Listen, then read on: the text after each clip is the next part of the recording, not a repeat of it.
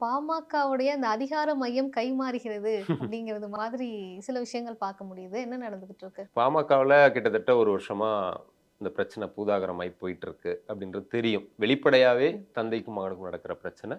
அதுல திடீர்னு இதெல்லாம் இல்ல. நம்ம எதிர்பார்த்தது தான். ஏன்னா, மகனுடைய இடத்துல மகள கொண்டு வரணும்னு பெரியவர் வந்து நினைக்க ஆரம்பிச்சுட்டாரு.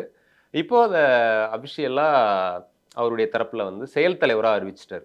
செயல் தலைவரா அறிவிச்சதோட மட்டும் இல்லாம, எல்லா அதிகாரங்களையும் எடுத்துக்கிட்டு செயல்படு அப்படின்னு அவருடைய மகள் ஸ்ரீகாந்திக்கு அந்த பொறுப்பையும், பதவியையும் குடுத்திருக்காரு. இதுல அன்புமணி தரப்புக்கு கொஞ்சம் வருத்தங்கள், கசப்புகள் இருக்கலாம். அதேபோல இதுல அன்புமணி தரப்பு மன வருத்தம் அடைகிறதுன்றது நம்ம அறிந்த விஷயம் தான். ஆனா இதுல இன்னொன்னு என்னன்னா கூடுதலா தோழி தரப்புக்கும் கொஞ்சம் அத சுணக்கம் அப்படிங்கிறது தான் இதுல கூடுதல் ஒரு சுவாரஸ்யம்.